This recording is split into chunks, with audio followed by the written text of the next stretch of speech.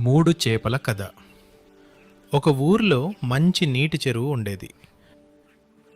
దానిలో కొన్ని చేపలు ఉండేవి. చెరువులో చేపలన్నీ సంతోషంగా హాయిగా జీవిస్తూ ఉండేవి. వాటిలో మూడు చేపలు చాలా స్నేహంగా ఉండేవి. అవి సుమతి, కాలమతి, మందమతి. అవి పేరుకు తగినట్లు వాటి ఆలోచనలు కూడా అలాగే ఉండేవి. ఈ చేపలు చెరువులో ఈదుకుంటూ హాయిగా కాలం గడిపేవి.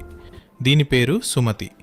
ఇది మంచి చెడ్డలు ముందుగానే ఆలోచించి తగిన నిర్ణయాలు తీసుకునేది. దీని పేరు కాలమతి. ఇది అప్పటికప్పుడు సమయస్ఫూర్తితో ఆలోచించి తగిన నిర్ణయాలు తీసుకునేది. దీని పేరు మందబుద్ధి.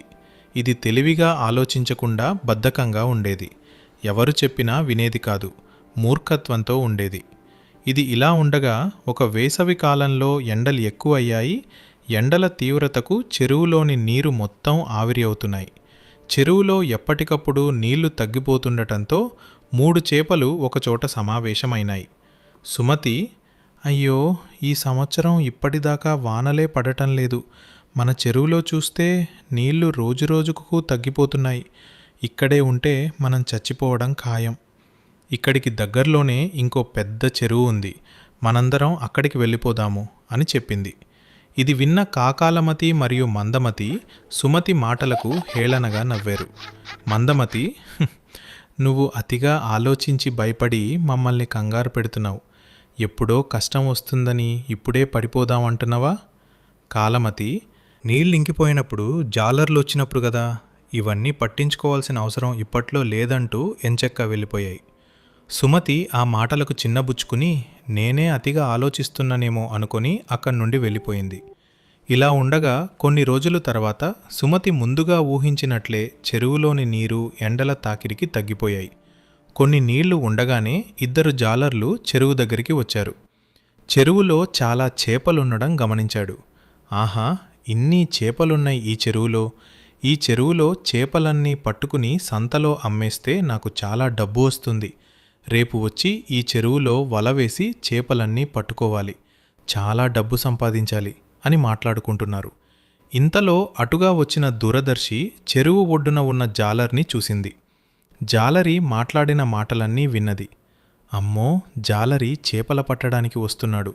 ఈ విషయాన్ని మిత్రులతో వెంటనే చెప్పాలి, ఇక్కడి నుండి తప్పించుకోవాలి అని సుమతి వేగంగా తన స్నేహితుల దగ్గరికి వచ్చి ఇలా చెప్పింది. సుమతి, మిత్రులారా, కాలమతి, ఏమైంది మిత్రమా? ఏం జరిగింది? ఎందుకంత కంగారుగా ఉన్నావు? సుమతి, మనకు ఒక ఆపద వచ్చింది. అవునా మిత్రమా? ఏంటి ఆపద? చెప్పు మిత్రమా, ఏమీ జరిగింది? సుమతి, రేపు మన చెరువులో జాలరి చేపల పట్టడానికి వస్తున్నాడు. మందమతి, అవునా? నీకెలా తెలుసు జాలర్లు? సుమతి, చెరువు ఒడ్డున మాట్లాడుతుండగా నేను విన్నాను. కాబట్టి ఈరోజే మనం వేరే చెరువులోకి వెళ్ళి మన ప్రాణాలను రక్షించుకుందాం. కాలమతి, సరే, అంతా తొందరేముంది, జాలరీలొస్తే అప్పుడు ఆలోచిద్దాం. మందమతి, అవును, మిత్రుడు చెప్పింది నిజమే, ఇప్పుడే ఎందుకో? సుమతి, మనం వెంటనే ఇక్కడి నుండి పారిపోవాలి. కాలమతి, ఏదో ఒక ఉపాయం ఆలోచించి ఆ ప్రమాదాల నుండి బయటపడతాను. మందమతి, ఇప్పుడే ఎందుకంత తొందరేముంది, రేపు కదా జాలర్లు వచ్చేది. అయినా ఈ చెరువులో ఎవరు చేపల పట్టడానికి ఇంతవరకు రాలేదు. ఎన్నో రోజులుగా ఇక్కడే నివసిస్తున్నాం కదా, ఇక్కడే హాయిగా ఉంది. నేనైతే ఈ చెరువులో నుండి బయటికి రాను, ఇక్కడే నాకు హాయిగా ఉంది. సుమతి, సరే మిత్రులారా, ఆపద ఉన్నదని నేను మీకు చెప్పాను. తరువాత మీ ఇష్టం. నేనైతే వేరే చెరువులోకి వెళ్తున్నాను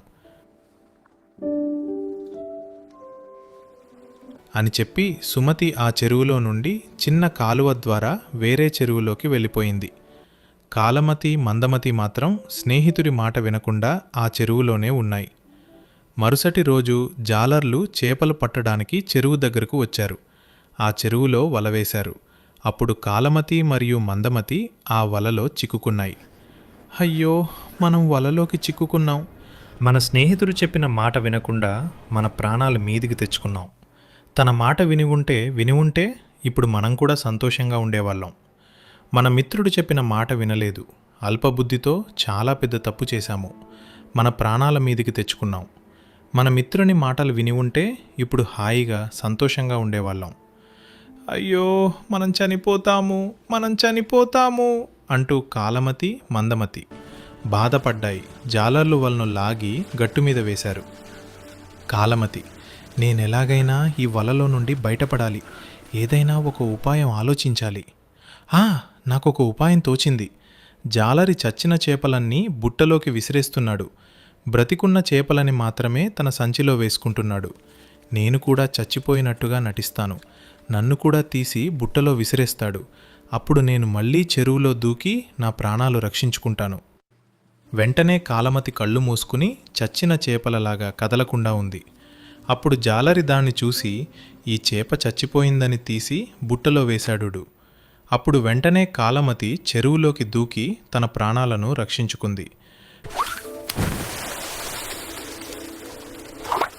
కానీ తెలివిలేని మందమతి మాత్రం బయటికి రాలేక వలలోనే ఉండిపోయింది. నేను వలలో నుండి బయటికి రాలేకపోతున్నాను అని ఏడ్చింది. తెలివిగా ఆలోచించకపోవడం వల్ల జాలరి వలలో చిక్కి మందమతి తన ప్రాణాలను కోల్పోయింది. కాబట్టి పిల్లలు, ఈ కథ ద్వారా మీకు అర్థం చేసుకోవాల్సిన నీతి ఏంటంటే, మొదటగా ప్రమాదం వస్తుందని తెలియగానే వెంటనే తెలివిగా ఆలోచించి ప్రమాదం నుండి బయటపడాలి. లేదంటే ఆ ప్రమాదంలో మనం ఉన్నప్పుడు తెలివిగా సమయస్ఫూర్తితో ఆలోచించి ప్రమాదం. అందుకే